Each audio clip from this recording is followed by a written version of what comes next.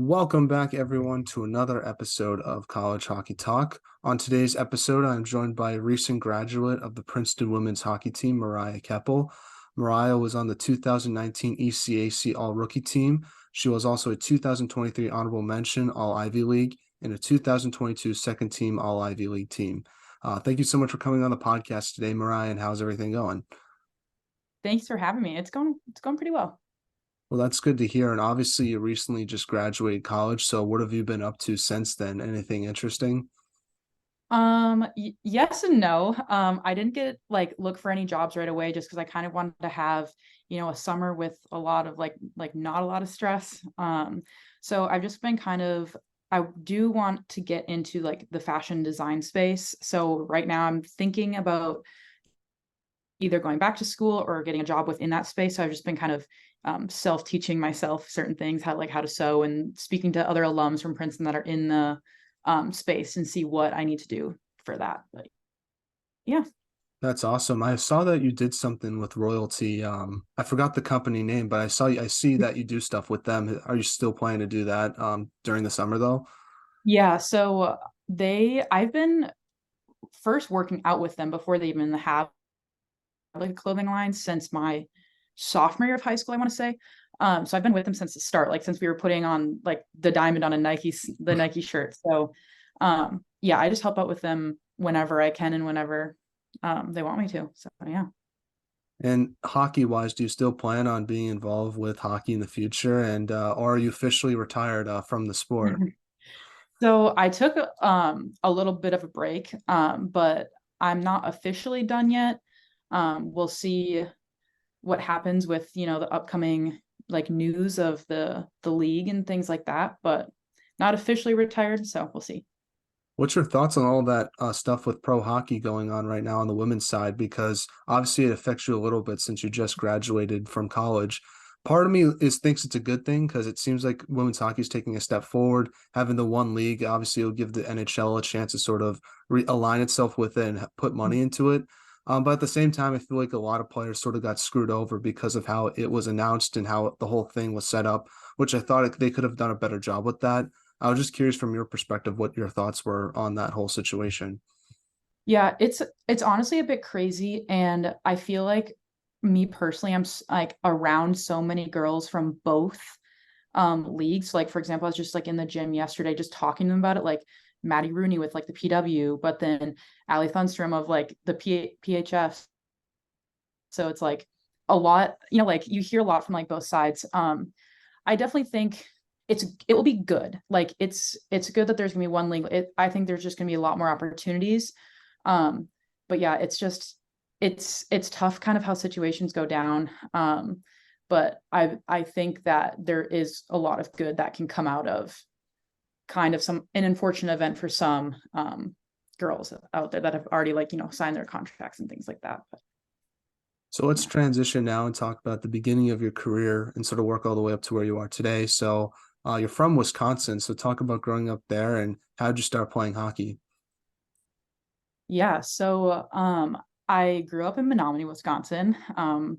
And I honestly got into hockey because of my brother, Remington. I was when we were younger, I would just dance and like go get my figure skates on and go to like the free skates. But Rem would show up to LTS practice and sit on the ice and cry. And then he'd get into the car and be like, Dad, when are we going back to practice? And he's like, you were just crying out there. Are you sure you want to go back? And he's like, yeah, I want to go back. And he started crying again. And then my dad was like, if Mariah got out there, would you be okay with that? Like, would that help you? And that's how I got playing hockey. So I guess I have all thanks to him. But so I grew up playing boys hockey in Menominee. They didn't really have like an established girls program, especially when I was younger. And then I was just like almost like too immersed in like boys hockey to like really switch over. They had like a co-op team and things like that. And then yeah, I just would play there in the fall and it like boys hockey a lot in like the city. So we would drive and travel a lot in the summer just because we were from so far away. But there was a little group of us. It was me, my brother, and then a kid named Carter, and then Blaze Richards, who plays still. So yeah. Who was your favorite player growing up? Did you watch any pro hockey from the women's side or men's side? I don't know where people from Wisconsin would root for. I'm assuming either Chicago or Detroit, but I don't want to make any guesses. So, who was like some of the teams and players you liked watching growing up?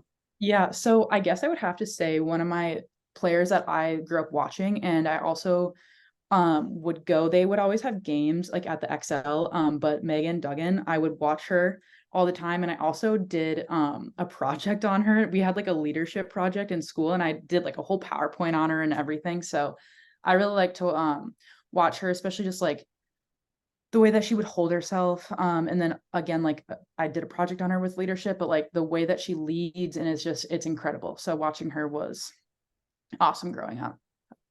Is she still part of the NHL now? I thought I saw she was like the assistant GM somewhere, but I could be mistaken about that. Yeah, I don't know exactly, but I know she's still doing, like, I want to say last year she was at a dev camp, but I'm not sure which one it was, but I know that Yeah. she's still very involved with it, with everything. So Now, before college hockey, you played for your high school at Hill Murray. I want to ask, how'd you get to Minnesota high school hockey being from Wisconsin and just talk about your experience with Hill Murray? yeah, so I was at like some tournament in like the summer, and I was still playing boys hockey, and someone was like, if you, just because I was from like basically like the middle of Wisconsin, someone was like, if you really want to like play college hockey, like you really should switch over to girls. I was like, okay. There wasn't really like an opportunity for me to do that. So my family made the huge decision to move from Menominee to like the Hudson area, right, basically right on the border of Wisconsin, Minnesota. And then that's how I ended up going to Hill, because we could just drive and get there. So that's how I got there. It was just basically because like I had to switch over to some type of girls program. And then my brother also came, and he also like played at Hill as well. So that was good for the both of us. So yeah, that's how I got to Hill.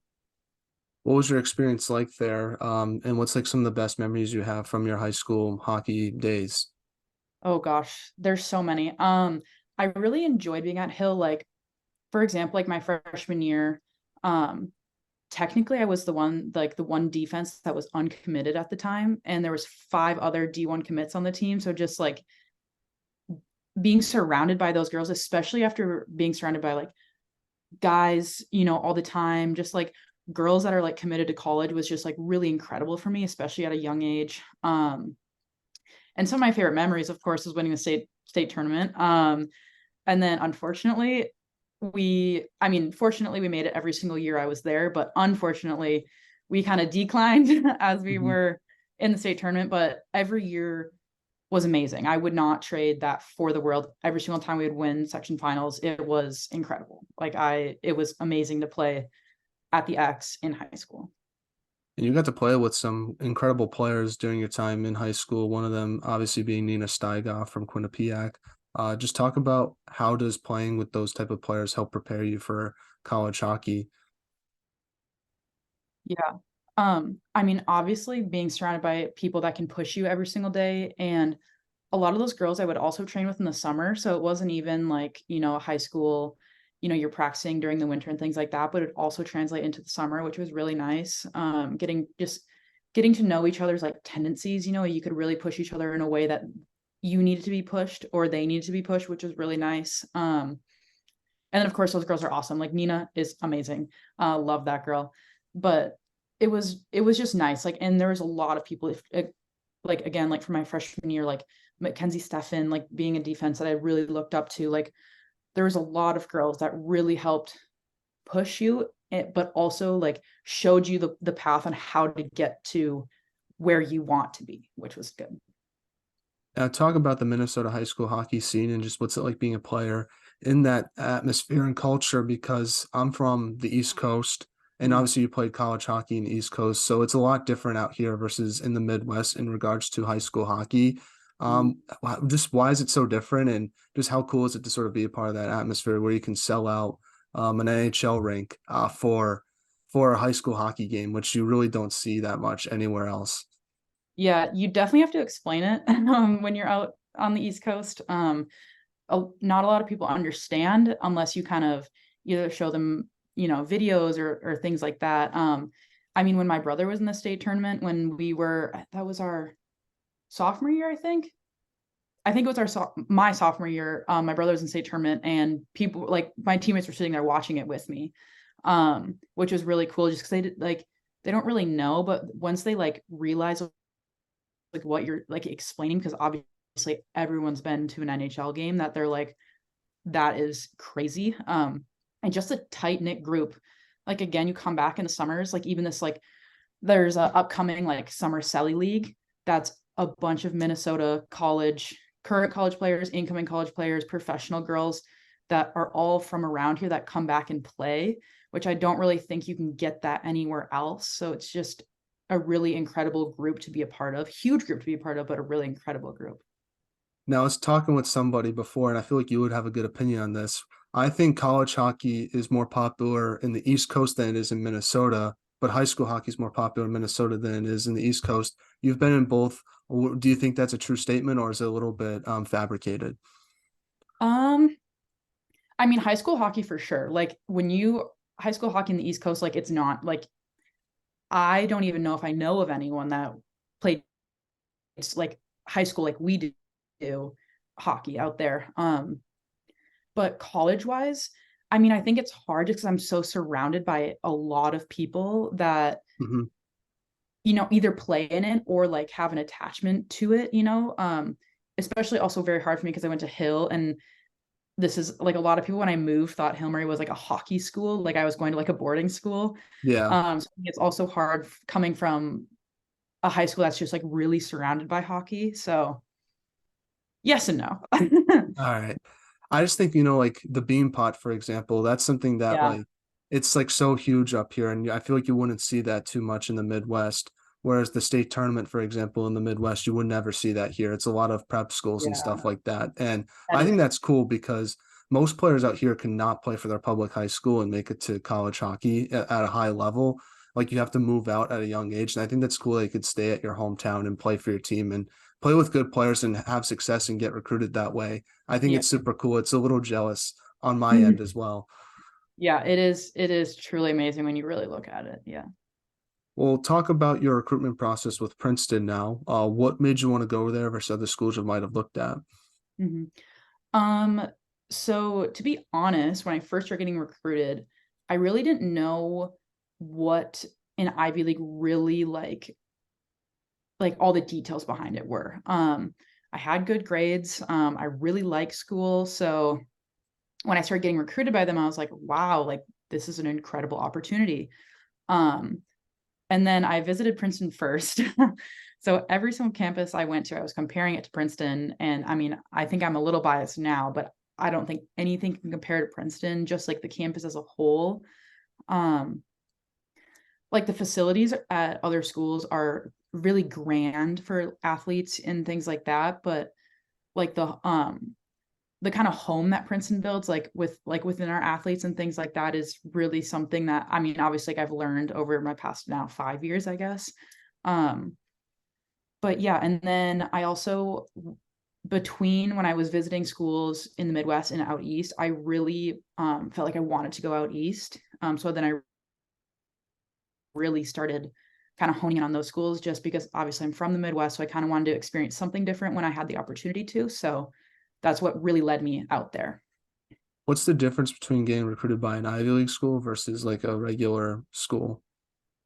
Um, I would say the biggest difference is just like your grades and like testing, honestly, like because it's like you have to get certain things to like be able to get into the school. So I guess that like it's just like the actual like numbers of Mhm. that is really like the biggest difference I would say between a regular school and an Ivy League. Now, heading into your freshman year, what was sort of like the biggest adjustment you had to make to college hockey? I'm assuming it was probably just like the speed and physicality and all that stuff. Yeah, I would say the number one thing is yes, the speed of the game took me, honestly. So it was like really getting used to that, and just being around girls that are also like obviously not in high school, but are like when you're a freshman and your seniors are looking for jobs, into like the real world. It's like being next or close to people, and especially Princeton, because a lot of us come from quite a ways away. Like a lot of us are not hometown people. So just being by a lot of people that have been away from home for a while, or just been in that like individual like mindset where you're like kind of away from home, if that makes sense. But yeah. Now, during your freshman year, your team made it all the way to the national tournament and lost to Minnesota. What did you learn from your first year at Princeton, especially playing in those big games like the national tournament and some of those ECAC playoff games as well? Yeah. Oh gosh.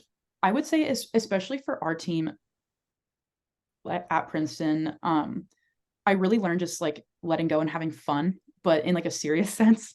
And you might have seen this, but I feel like we talk about this all the time, but like the reason why we went so far then was just we were having so much fun, and like we were taking things serious when they needed to be taken serious, but also stepping back and having fun in the locker room, having fun on the ice, like sharing a laugh. I mean, if you watch any of our like game footage, our bench is dancing normally at all times. So I think it's just like that was one of my biggest things, especially from when we went to the national like final eight, and then like ECAC, like all of those like playoff games.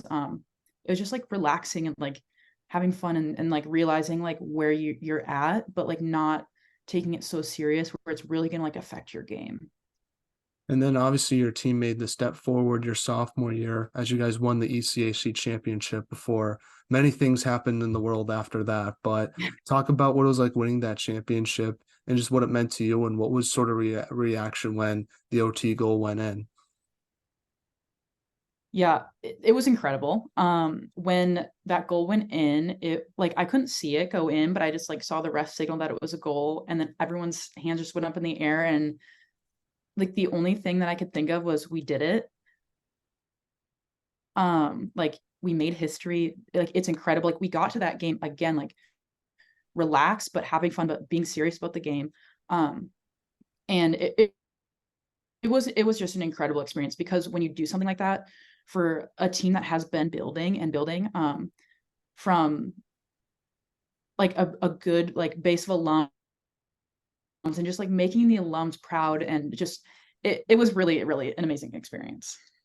Do you think that's probably the best way to end off your 2020 season? Because it was a long time after that until you played your next game with Princeton.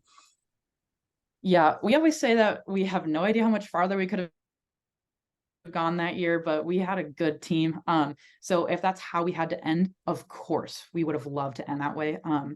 Would not have had it any other way, especially against a rival of Cornell. So Now, your quote unquote technical junior year got canceled because of the pandemic.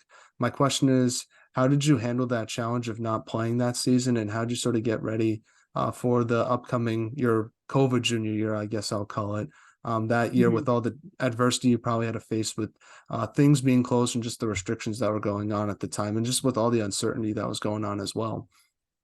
Yeah, so I think it was definitely hard at first just to kind of get in a groove of things. I have to say I am pretty lucky because my area didn't really shut down as much as like Canada, or like like I know some East Coast cities did. So I was able to like get in and skate and train and do things. However, it was just the mindset of being consistent, because it was like almost a year and a half, a little bit more, by the time we ended our season, got sent home, and then came back. So it was just like a really big mindset of just stay consistent, just stay consistent. So that was like kind of it. I know a lot of us Ivy girls did get together, like all the ones from Minnesota, Wisconsin area, and just played 3v3, which I think helped a lot of us, just like have some fun. Like you weren't in your like one-on-one trainings or things like that. So like just to have some fun. But I think that was the biggest thing, was just knowing you're going to go back, just keep with it. Now, one thing I did want to ask you is you go to an Ivy League school, so obviously you have a lot of rigorous academic courses you have to take. How do you balance academics and hockey at such a high level? Yeah. Oh gosh. It go like you do it as you like you go as you learn, I should say. Freshman year was definitely tough. But you kind of just like get the hang of it. And I would say, and I think a lot of my classmates and teammates would say that like for me personally, like I just almost have to like jam pack my schedule in order to like just continuously be productive. And then have like my Sunday like just to reset like for the week just because they can get really long. But yeah, I think it's definitely difficult, but it's also very per person on how you kind of handle it. I would always find outlets in things that like I really enjoy to do in order to be able to go to the rink with a fresh mind or, sit down at a table for hours and do my work or study. So Now, your junior year, your team sort of had a up and down season, but you guys did get a big upset playoff victory in a series against Harvard as the eighth seed being the number one seed. I sort of want to ask you, what was your thoughts on your junior year and what you took away from beating a good Harvard team in the series? Because I think it showed just how good your team is and sort of the step forwards that the program can take after the whole situation with COVID and how it sort of affected how things are with the Ivy League schools. yeah, so a lot of times I just like look at this as a way that like it's like Princeton too, but like or Princeton and also other Ivy Leagues too, just like adversity, like we go through a lot of that compared to other schools. Again, just like with academics, like the things that you're doing constantly, like with hockey, like because a lot of times like we can't practice, at certain times because like we have classes throughout the entire day. Like we don't get a lot of times opportunities to, practice at like noon, for example, or like things like that. Um, but yeah, I don't, yeah. Was it fun being Harvard though in that series? Oh, yes, Harvard. Yes, it was. It was crazy. I do have to say that Shannon Griffin was incredible that weekend. And especially like she had to do it in her hometown in Boston. Um, but it was great. I think again, like we went into the mindset of just like we made it, we're here, we're playing the number one seed. Like, what do we have to lose? Like, so what did we do? We went in like guns a blazing. Um, so it was a great weekend. And again, just like a lot of smiles, a lot of just like we're gonna do this, and we did it. Now, being a senior this past season, what type of leadership did you want to bring towards the team? Would you consider yourself more of a vocal leader or lead by example type of player? I would definitely say I'm a more vocal leader.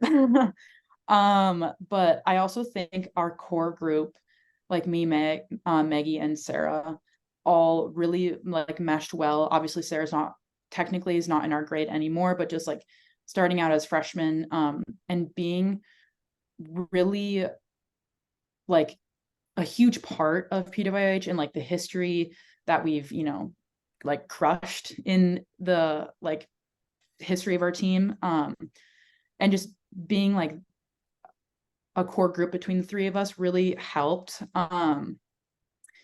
But yeah, that's kind of what we wanted to bring into, especially like coming off of our junior and then like Sarah came back. Um, we really wanted to create something, special and like a place for the team to continue to grow, especially after COVID. Just because a lot of things did change, our team changed a lot.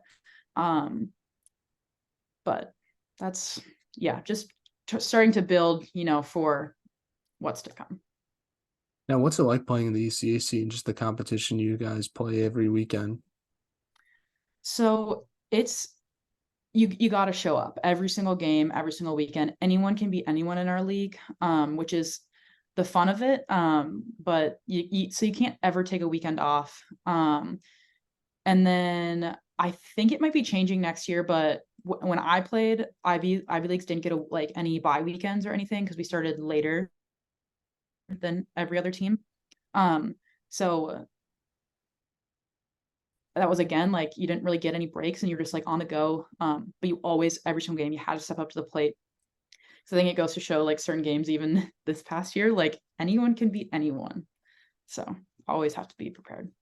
Do you like playing different teams on a Friday and Saturday? Because as you can tell from my background, I'm a Hockey East guy. So you play Yeah. the same team each weekend. I prefer that honestly, just because it's kind of cool to sort of see like what adjustments teams make on that Saturday game. But I'm curious from your perspective if you like playing a different team each weekend because you can probably bounce back from a loss much better when you do that. Yeah, so it's funny because we've as a team have kind of talked about that sometimes. I love it and I hate it at the same time. I definitely like after us like one game, if it's like say like Colgate, for example, like very beginning of the year, I think it was like our first game, and we're like, I cannot wait to play them again, later on in the season. Um, but then I'm glad like you don't play them the next day because it's just like you refresh, new team, new like if they have new systems, things like that, and then you can kind of reattack like later on.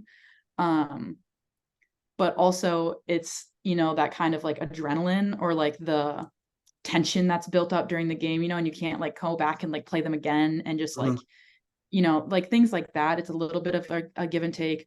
Obviously the travel kind of gets to you at times, but again the travel between the two are normally like not long at all, so it does kind of give you a break before like the next game, before you start focusing on the next team. um but I mean, again, probably biased, but I'm just so used to it now. But now doing that, I think I like that a lot rather than playing the same team back to back, because you just get to refresh and you're like, okay, if that wasn't the game, that wasn't the game. Or if it's like, okay, we did that, okay, now let's move on to the next game. So Now, one of the biggest things your team got to do this past season was you guys played in Nashville at this Nashville hockey tournament. How cool was it to participate in that, and what did you take away from that experience, both on and off the ice? yeah, so on the ice, I think our team definitely, just like being in Nashville and like being in such a place like that, like it's just very fun, very like lively, things like that.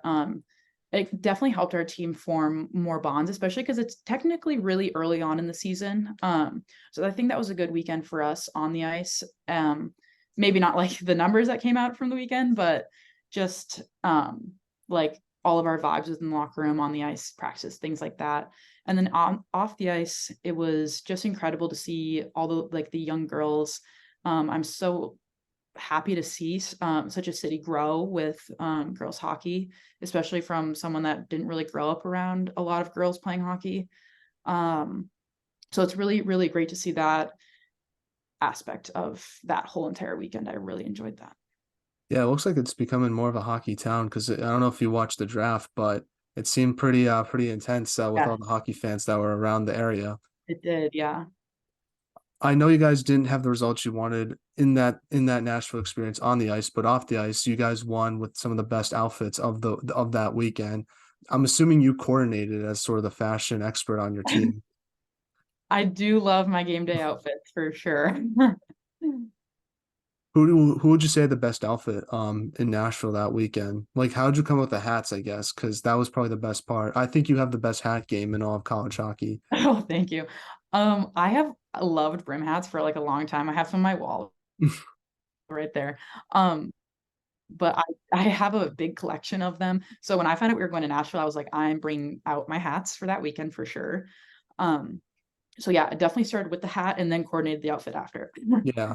It seems like the hats are starting to become a big thing with at least women's fashion, at They least are, from what yeah. I've noticed from the game day outfits I've seen. Yeah. How is that why is that sort of becoming a thing? Is it just happens naturally or is there any coordination with different trends and stuff? Oh gosh. I don't know. Like maybe a little bit of both. Yeah. I'm not entirely sure.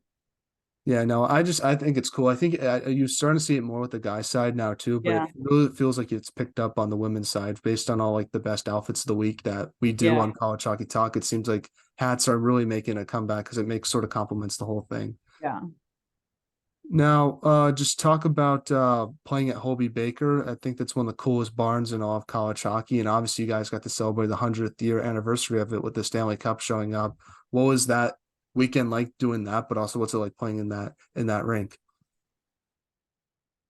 Yeah, the rink is amazing. I always say that I would either stick with Hobie Baker, of course, or play in like the newest of the new rink. So, like being surrounded by Hobie Baker, like the rink at all times, like until like honestly, like Hobie 100, where I got time to like go back and like reflect on like where I'm playing.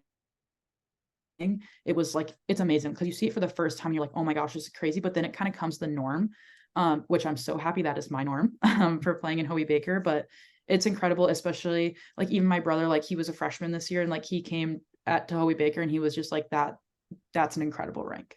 So, That's pretty crazy because he plays at Lina, and that's probably people say have that's said to me awesome. that's their best one of the best college hockey rinks Yeah. in the country. I would say Mhm. Hobie Baker's like the rink itself is probably the best, but I would say the atmosphere at Lina is probably the best in college hockey. That's yeah, it's crazy. I went to a game this year and I was like one of the men's like for his game, I was like, holy crap. It's crazy.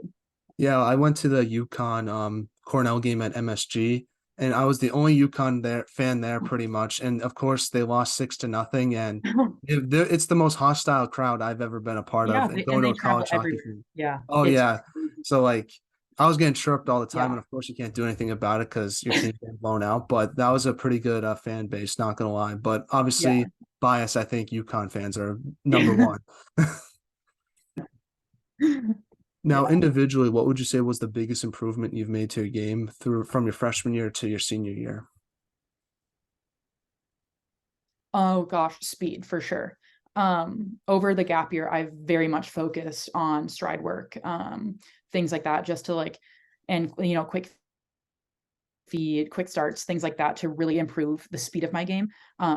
So that is the number one thing that I have definitely improved on since freshman year. Now, talk about your team's performance this past season and what'd you take away from it? I thought your team was very good this year, honestly. I think a lot of players made strides forward, which I'm looking forward to seeing how that sort of accumulates next season. But it just seems like there was a lot of games where the bounce of the puck didn't go your team's way. And obviously, you play in a really tough conference, so sometimes stuff like that happens. But what did you overall take away from your team's performance and just some of the positives from it? Because you guys did have some positives. Obviously, beating Quinnipiac 11-3, I think, is shows how good your team is, in my opinion. Yeah. Um, yeah, it's definitely an interesting. I think they will definitely be growing and like building for next year for sure. They got a good base of very good talent, speed, things like that. So I think it was definitely like good building. And I think like a good way to show underclassmen, everything like just post COVID because things have changed, and like I think the year after COVID, a lot of us took gap years. So we were pretty much like you could consider us the same team, things like that. So I think it was just a lot of growing throughout this year. So I think that they'll have a good base for next year. Now, I know this is a pretty broad question, but what will you take away from your Princeton hockey career? Oh gosh. I think just being um almost just like being a female like not like leader but like someone to like look up to. um like I had this little boy actually that would come to every single game with his little tiger paw, but like just like being a female person in like such a role that people like young kids will like look up to you, just because there was a lot of little kids that would come to our games. So I think just being that type of role model, I that definitely learned throughout my Princeton career. I didn't really know, like what that would all, take from me my freshman year. And then I really grew this little relationship with his name's Zach, and then just some other kids that would sit, in the same seats. So I think just like learning like that, like being a role model, being a leader in that role was really, really a big takeaway for me. Are you going back next year to a game? Oh yeah. I've already planned it with Zach. He's excited. That's awesome. Well, we're now in a segment I like to call the non-hockey segment, where I ask you some non-hockey questions to get to know you a little bit more off the ice. First one is, what music do you like to listen to? Oh gosh. My teammates are gonna hate me for this, but I really don't enjoy music that much. I listen to a lot of podcasts, but if I do listen to music, it is country. That's surprising because I love music. I'm always listening to it, so I don't know how you I cannot know. listen to music, I honestly.